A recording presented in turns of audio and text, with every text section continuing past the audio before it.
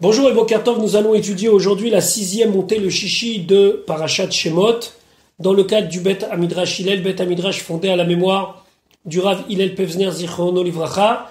Notre étude commence au Perek Dalet, au 4e chapitre du livre de Shemot, Pasuk Yutret. Verset 18. Nous avons étudié depuis 2 jours le fameux épisode du buisson ardent, qui véritablement a duré 7 jours, où Moshe Rabbeinu va essayer d'argumenter pour ne pas être le libérateur du peuple juif. Au final, il accepte. Akadosh Baruch Hu lui nomme un porte-parole, Aaron. Il lui dit de prendre le Matéa Elohim, ce fameux bâton-là, le bâton de Dieu, et il doit maintenant prévenir son beau-père de son départ. Pasuk Yutret, verset 18. Vayeler Moshe, et Moshe est parti, Vayashov, il est retourné El Yeter Chotno vers Yeter, son beau-père. Ça fait 1 semaine qu'il est parti avec les troupeaux, donc il est légitime qu'il revienne. On verra qu'il y a une autre raison à son retour, une raison d'engagement envers son beau-père. En tout cas, Vayomerlo, il lui dit, El Chana, je vais aller maintenant, vers Shuva, et je vais retourner El Achai vers mes frères, Asher Bemitzrayim qui se trouve en Égypte. Et je verrai à Odam Chaim, est-ce qu'ils sont encore vivants. Avant de continuer, il faut comprendre ici, le Rachaim nous fait souligner que Moshe Rabbeinu ne parle pas du tout de sa mission. Il parle d'aller voir ses frères. En quoi c'est justifié d'aller voir ses frères? Selon le Ramban Nachmanide, Moshe Rabbeinu a quitté l'Égypte à l'âge de 12 ans après avoir tué l'Égyptien.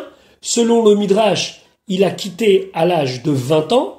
Il en a 79 ici, puisqu'on est à peu près 1 an avant la sortie d'Égypte, et à la sortie d'Égypte, il en a 80.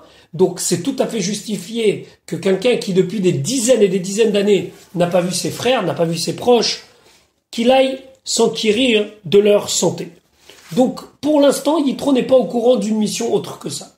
Réaction de Yitro, va Yomer Yitro les Moshe. Yitro il dit à Moshe, Lech les Shalom, va en paix. En vérité ici, Moshe Rabbeinu demande à Yitro l'autorisation de partir parce qu'il est engagé.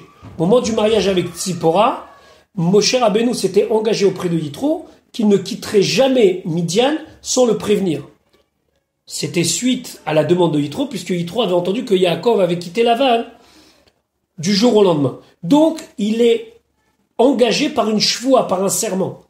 En lui disant, Lech le Shalom, va en paix, quelque part Yitro le dégage de son serment. Vayashov el Yeter Chotno, il est retourné vers Yeter, son beau-père, Litol Reshut, nous dit Rashi, pour prendre son autorisation. Share Nishbalo, puisqu'il lui a juré, Shelo Yazuz Mimidian, qu'il ne partira pas de Midian, Ki Im Birshuto, uniquement avec son autorisation. Veshiva Shemot Ayulo, et il a 7 noms. C'est pour nous expliquer pourquoi dans le même pasouk, le même personnage porte le nom de Yeter et le nom de Yitro.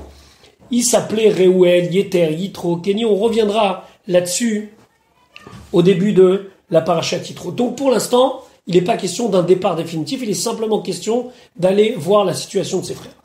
Pasuk Yutet. Là, Hachem va s'adresser une nouvelle fois à Moshe Rabbeinu. Vayomer Hachem el Moshe, Hachem il dit à Moshe, Bemidian à Midian.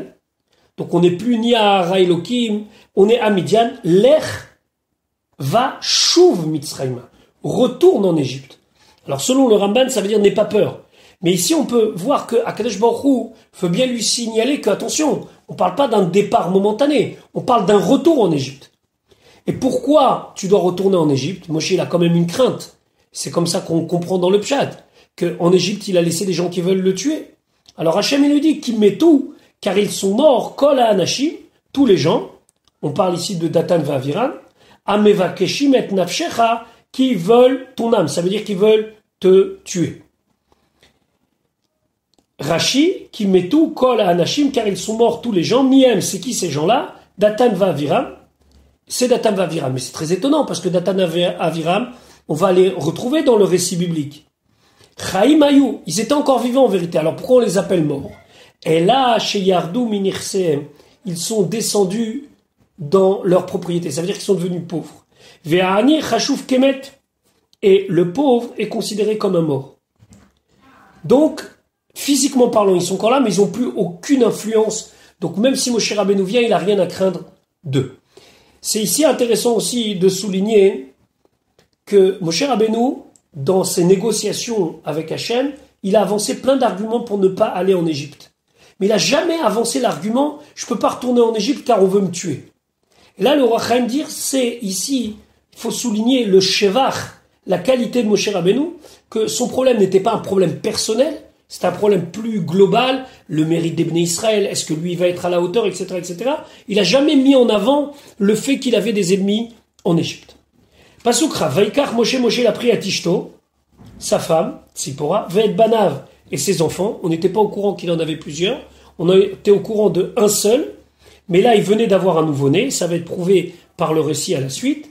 Vayar Kivem al-Achamor, donc il les a fait monter sur l'âne, c'est Hal-Achamor, c'est le He ici, Hayedia, c'est pour nous dire le fameux âne, on va revenir là-dessus dans Rashi. Vayashov Artsa Mitzrayim, il est retourné vers la terre d'Égypte. Vaikach Moshe, Moshe l'a pris, Maté à Elohim, le bâton de Dieu Beyado dans sa main. Donc, le Ramban d'expliquer pourquoi c'est important pour Moshe Rabbeinu de prendre sa femme et ses enfants. A priori, aux yeux de Yitro, c'était juste un départ momentané pour aller voir ses frères. Pourquoi y aller avec Tzipora et ses enfants? Parce que maintenant, Moshe Rabbeinu sait qu'il va faire une mission. Cette mission, elle va durer des années, puisque ça va être la libération du peuple juif et d'amener le peuple juif en Eretz Kenan. Vous imaginez que lorsque les Bnei Israël vont voir Moshe Rabbeinu qui va leur dire « Je viens vous libérer », et que lui-même, il est tellement sûr de cette libération puisqu'il amène femmes et enfants, c'est obligatoirement rassurant que s'il est venu se réinstaller, c'est que c'est pour repartir, c'est que c'est bientôt fini. Sinon, il n'aurait pas le risque d'amener Tzipora et ses enfants là. Mata Elohim, c'est le bâton de Dieu. D'après certains commentateurs, et c'est longuement expliqué dans le Midrash, il y avait le nom de Dieu gravé sur ce bâton, un bâton qui datait depuis très longtemps. Maintenant, étudions Rashi à la Chamor sur l'âne. Chamor Ameyuchad. Le He ici désigne un Chamor particulier. C'est ce qu'on appelle le He Ayedia. C'est un article défini. Ou à Chamor, c'est le Chamor chez Chavash Avraham, que Avraham il a chevauché, la Akedat Yitzhak, pour aller faire le sacrifice d'Yitzhak, la Akedat Yitzhak.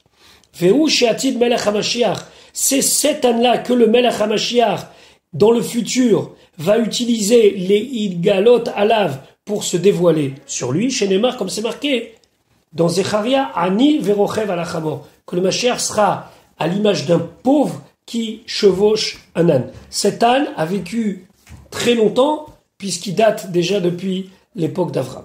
Vayashov Artsa Mitzrayim Vayikach Moshe Maté.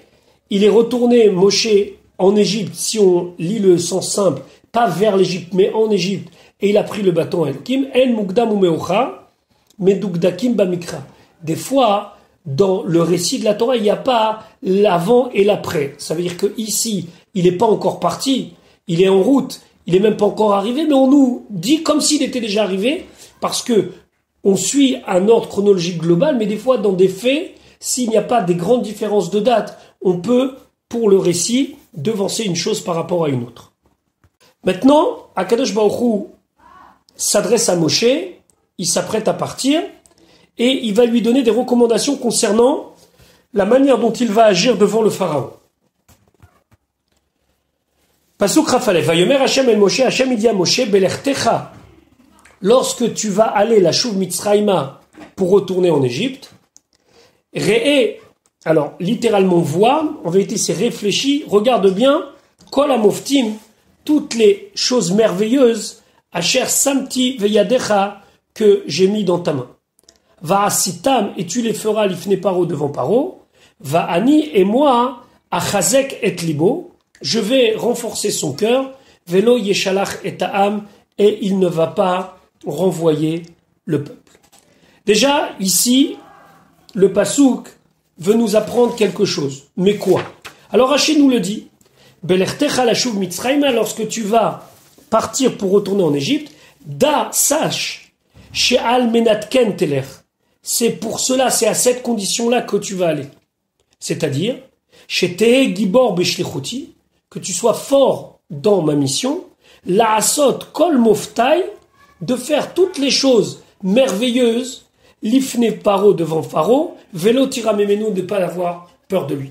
Donc ici, selon Rashi, c'est une espèce d'encouragement que la manière dont tu vas être, elle est aussi importante dans la mission. Que tu sois gibor, sûr de toi et de ne plus avoir peur du pharaon. Hachem, Asher Samti Veyadecha, que j'ai mis dans ta main. De quoi on parle ici? On aurait pu croire que c'est transformer le bâton en serpent, la main en lèpre, l'eau en sang. Mais ça, non. C'est pas de ça qu'on parle ici. Pourquoi? Parce que ces signes-là ont été donnés à Moshe pour convaincre les Bnei Israël. Donc Rachid de nous dire, l'eau al shlosha otot à amurot les malas. L'eau, ce n'est pas al shlosha otot sur les 3 signes à amurot les malas qu'on a dit plus haut. Sha'are, puisque l'olifne parot sivala sotam. C'est pas devant le pharaon qu'il a ordonné de leur faire. Et la lifne Israël, c'est seulement devant Israël. Chez Yaminoulo qui vont le croire. Velo matzino sheasam les fanav. On n'a pas trouvé qu'il a fait ça devant lui. Et là, moftim shani atid. Non, ici c'est les merveilles que dans le futur, je vais la soum beyadecha, je vais mettre dans ta main bemitzrayim. Kemo, comme on verra plus tard dans le Perek Zayin, qui daber alechem paro, que lorsque le pharaon va vous parler, vous allez agir de telle et telle manière. Ah, alors qu'est-ce que ça veut dire Asher Samti? C'est un passé alors qu'on est en train de parler au futur. Alors Rachid dit, Ve'al titama al Asher Katav Asher Samti. Ne sois pas étonné sur le fait que j'ai employé le terme Asher Samti. Ça veut dire que j'ai mis au passé alors qu'on parle de quelque chose qui va arriver au futur. Chez quel mashmao? Parce que comme ça, il faut comprendre les choses. Que chez Tedaber imo, quand tu vas parler avec lui, Kva Samtim beyadecha. Alors là, je vais déjà te mettre dans la main ce qui te sera nécessaire. Mais l'événement encore n'est pas arrivé. Rashi, Vea Marta el Paro, et tu diras à Paro. Pas immédiatement. C'est pas la première fois que tu le rencontres, tu lui dis, Beni Bechor Israël. Non. Keshetishma Shelibo Chazak. Quand tu vas entendre que son cœur est fort, ça veut dire qu'il est endurci. Veyemaen l'ishloach, il va refuser d'envoyer les Bnei Israël. Et mort l'ochen, dis-lui comme ça. Quoi? Beni Bechori, c'est mon fils Bechori. Alors Bechori, Rashi, d'expliquer la shon Gdoula, ça veut dire mon fils grand, important. Que mot comme, c'est marqué un passouk de Télim concernant David Amelech, Af ani Bechor etneu, même moi, je vais le mettre comme quelqu'un d'important, de grand. Ça, c'est Zeu Pshuto, ça c'est le sens simple. Donc Bechori a traduit ici mon important, mon enfant important. Au Midrasho, le Midrash, Kan Khatam Akadosh Baruchu, ici Akadosh Baruchu, il a scellé Al Mechirat Bechora, sur la vente du droit d'aînesse chez la Kach Yaakov Mesav, que Yaakov a pris de Esav, en disant Bene Bechori, ça veut dire que dans le ciel, quelque part, ça a été validé. C'est important ici de revenir sur un détail. Le détail que le cœur de Paro va se renforcer. Dans le pasuk Raphaël, on a dit Va'ani achazek et libo. C'est Dieu qui dit je vais lui renforcer son cœur. On trouve parmi tous les commentateurs 2 raisons. La première, c'est qu'Akadosh Baruch Hu va endurcir le pharaon pour multiplier les choses merveilleuses, les grandeurs et les plaies. La deuxième chose, c'est pour le punir. On lui enlève la Bechira pour le punir. D'ailleurs, le Rambam, le Maïmonide dans Ilchot Tshuva développe qu'au bout d'un moment, quelqu'un qui est tellement rachat comme le pharaon, alors Akadosh Baruch Hu, il lui enlève son libre arbitre, il n'a plus la possibilité de revenir, il s'entête jusqu'à que c'est Akadosh Baruch Hu qui prend, entre guillemets, le relais, qu'il l'entête pour aller jusqu'au bout et pouvoir le punir. Donc ça, c'est le renforcement du cœur du pharaon. Je continue avec le pasuk Rav Gimel, c'est encore Hachem qui dit à Moshe quoi dire au pharaon. Va Omar Elecha. Et donc tu continues et tu dis au pharaon, je t'ai déjà dit, Shalach et Beni, envoie mon fils, Veya Avdeni, et qu'il me serve. Ça veut dire afin qu'il me serve. Vatemaen les Shalechu. Et tu as refusé de l'envoyer. Ine anochi oreg, voici que je vais tuer et bincha bechorecha, ton fils, ton aîné. Rashi va Omar elecha, et je t'ai déjà dit, beshlichuto shel makom. Quand j'ai été mandaté par Dieu, shalach et beni, envoie mon fils. Iné anochi orek, donc, si tu l'as pas fait et que tu t'entêtes, alors c'est moi qui vais tuer ton fils, ton aîné. Imaka harona, c'est la dernière des 10 plaies. Uva itraou techila mipne sheikasha. C'est avec elle qu'il a commencé à le prévenir parce que c'est la plus dure. Vezeu she'amar beyov, ce qui a été dit dans Yov, hen kel yazgiv bekocho, les fichar mi chamou more. Alors, le sens de ce pasouk, c'est que Akadosh Baruch Hu est si puissant qu'on peut remarquer, comme le dit ici Yov, mi chamou more, qui peut être comme lui exemplaire. Et là, Rachid expliquait. Basar vadam, un être de chair et de sang, hamevakesh leinakem mechavero, qui souhaite se venger un compagnon, une personne, ma'alim et dvarav, il cache ses projets, shelo yivakesh etzala, afin que l'autre ne demande pas de l'aide. Aval akadosh baruch hu, mais akadosh baruch hu yazgiv bekocho, il est tellement haut dans sa force, ve'en yecholet leimalet meyado, et on n'a aucunement la possibilité de lui échapper, qui im beshuvo elav, si ce n'est que en faisant teshuva, en revenant vers lui. Les fichar, c'est pour cela, ou moreo, il lui montre, ou matrebo, et il le prévient la chouve de revenir. Donc c'est ça le sens du pasuk de Yov. Dieu, c'est un Dieu qui est tellement fort dans sa koach, dans sa puissance, Michamu Moré, qui comme lui peut montrer cela, c'est-à-dire mettre à plat les plans alors que ça devrait le desservir. Mais il est tellement fort qu'il n'a pas peur. Donc il lui a dit, je te préviens, voilà comment ça va se finir si tu continues. Il y a aussi bien sûr ce qui saute aux yeux. Dans le pasuk Ravet, il a dit, Beni Bechori, c'est mon fils aîné. Et toi, je vais tuer Bincha Bechorecha. C'est le fameux principe de Mida Keneged Mida, mesure pour mesure. Tu laisses pas mon fils Bechor, je laisse pas ton fils Bechor. Maintenant, nous allons étudier un épisode, simple épisode, relaté dans la Torah lors du retour de Moshe Rabbeinu en Égypte. Et a priori, cet épisode, si on le regarde comme ça, n'est pas très glorieux pour Moshe Rabbeinu. Pourtant, il vient ici nous apprendre l'importance de la mitzvah de la Brit Mila. Et les commentateurs et en chef Rashi vont nous montrer que Moshe Rabbeinu n'a pas chas v'shalom manqué à sa mission, que tout ce qu'il a fait, il l'a fait extrêmement précisément les Shem Shamaim. Et donc il ne faut pas voir ici un manquement de la part de Moshe, mais finalement, ça a été ressenti comme cela. C'est pour cela qu'il a failli risquer sa vie. Mais étudions tout de suite le pasuk Rav Dalet. Vaillé, ce fut derrière dans le chemin Bamalon, dans l'endroit où il s'était arrêté pour dormir, une espèce d'auberge.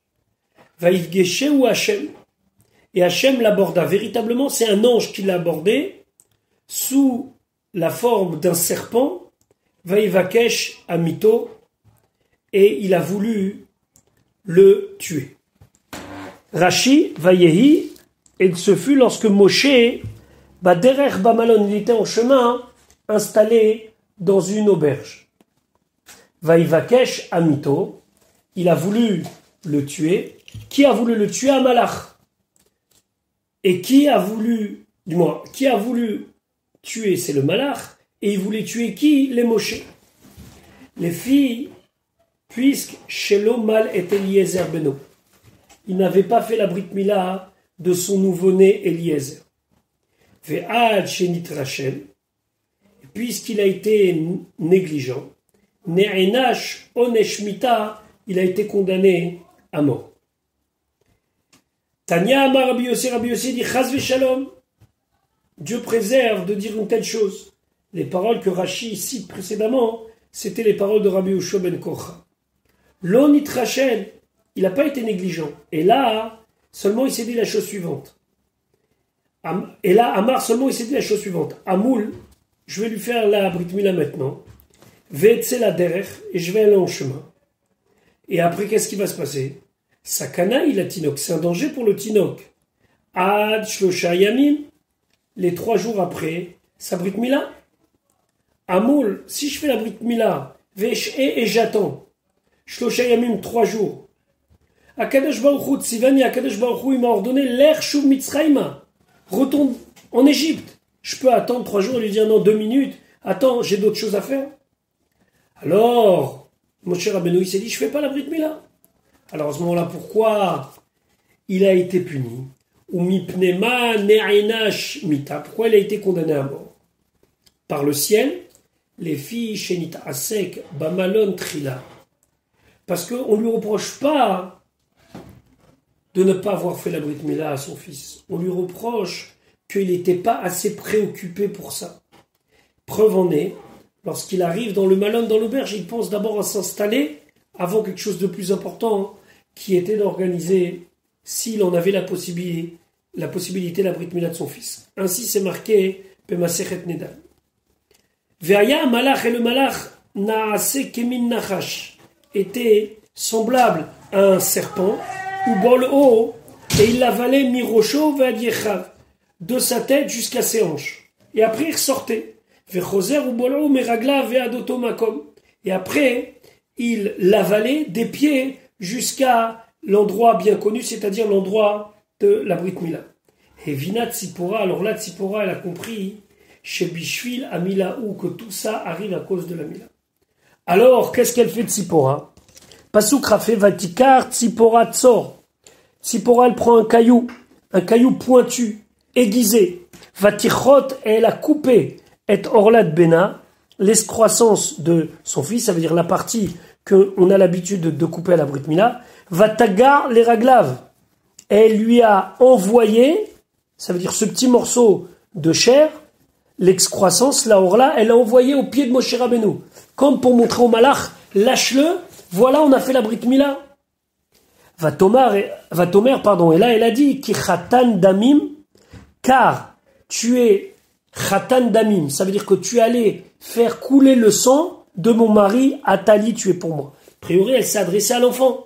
À cause de toi, mon mari a failli mourir. Vataga les raglav, et shlichato lefane raglav shel Moshe. Elle a envoyé devant les pieds de Moshe. Vatomer, et elle a dit à Albena, au sujet de son fils, ki chatan damim Atali. Ata, toi, aïta gorem, tu aurais entraîné liot à chatan shili, que mon mari nirtzach alecha, soit tué à cause de toi. Oreg ishi Atali. C'est comme s'il a dit, Oreg ishi, t'es le meurtrier de mon mari. Atali, tu es pour moi. Pasuk Ravav, Vaïref mimenu. Il l'a lâché, il l'a laissé. Azamera, alors elle a dit, Khatan damim, mon mari a failli être tué, la moulotte, à cause du sujet de la Brit Mila. Qu'est-ce que ce pasuk vient nous apprendre? A priori, il est pratiquement identique avec ce qu'on a vu précédemment. Rashi, Vaïref, Amalach Mimenu, il a laissé le malach. Azevina, alors là elle a compris, chez Alamila, qu'au sujet de la Mila, Baléorgo, il est venu le tuer. Amera, elle a dit Khatan Damim la moulotte, dans le sens que, on l'avait vu précédemment, Khatani, mon mari, Haya Nirtzach, il aurait été tué, Al Dvar Amila, au sujet de la Mila. Shina Rashi Belchono, dans certaines éditions de Rashi, voilà ce qui est écrit entre parenthèses. Shina Rashi Belchono, Rashi a changé son langage. Leil Katav, plus haut il a écrit, Ata Aïta Gorem. C'est toi qui aurais entraîné. T'es caché les Rashi parce que Rashi a une question. Mazé, alors qu'est-ce que ça veut dire Azamera? Alors là elle a dit Khatan Damim, que mon mari aurait été tué. Ve'alo Gamleil Amera, même là-haut elle a dit Khatan Damim. Alors pourquoi là-bas il y avait une accusation vers l'enfant et là c'est simplement Aldvar Amila. Et là Mitechila Savra, car depuis le début elle pensait des évasés Gorem. Cela et cela entraînent. Ça veut dire que Chet Amila, il y avait la faute de la Mila, Vechet Acher, une autre faute. Acharkar, après, Kejerata, quand elle a vu Vayeref, les Gamré qu'il a complètement laissé, Azevina, alors là elle a compris de Aldvar Amila, Levadba, qu'il est venu uniquement le malach tuer Moshe Rabbeinu à cause de la Brit Mila. Ou basé Metoratz Gamken, et par cela aussi on comprend Shinui Leshon be Targum Onkelos, la différence de traduction dans le Targum Onkelos, be Khatan Damim, au sujet de Khatan Damim, où Onkelos ne traduit pas la même chose. Avant, elle en était pas sûre, et là, elle est sûre. La première fois qu'on a dit Khatan Damim, ça veut dire elle accuse, entre guillemets, l'enfant d'être celui qui est la cause de l'agression de Moshe Rabbeinu, et là, elle n'accuse plus personne, elle est sûre que c'est uniquement à cause de cela, cela est fini, donc il n'y a plus de crainte. Vedouk Kenal. La moulotte, al-devar à c'est au sujet, al-devar au sujet à Amoulot de la Brit Mila. Shem Davaru, Amoulot, c'est un nom. Va lamed meshameshet belashon al. Et le lamed ne fait pas partie, le premier lamed ne fait pas partie de la racine, mais c'est pour dire sur, au sujet de Kmo, comme Ve'amar Paro l'Ivne Israël. Que Paro il dit, l'Ivne Israël, c'est au sujet des Bnei Israël, c'est pas vers les Bnei Israël. Fait kelos tirgem, damim al dam amila. Que damim, c'est fait référence au dam amila, au sang de l'amila. Et donc maintenant, nous allons voir la rencontre entre Aaron et Moshe.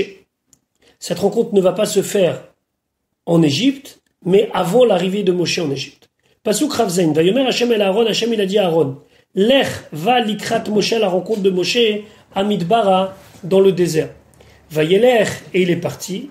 Vaivgesheu, et il l'a rencontré. Be'ara Elokim, dans la montagne de Dieu, à l'endroit de la montagne de Dieu, l'endroit où il s'est dévoilé à lui précédemment. Vaishaklo, et il l'a embrassé. C'est Aaron qui a embrassé Moshe. Il semblerait, selon le Ramban, que Moshe a eu une retenue envers son grand frère. Et donc, on n'a pas dit, comme c'est l'habitude, un a embrassé son frère, mais non, il a eu beaucoup de retenue et de kavod envers lui. C'est son grand frère. Pasuk Rafret, Vayaged, Moshe le Aaron, et Moshe a raconté à Aaron, et kol divrei Hashem, toutes les paroles d'Hashem, Asher Shelacho, pour laquelle il a été envoyé, Vet kol haotot, et tous les signes, Asher Tzivao, qui lui a ordonné.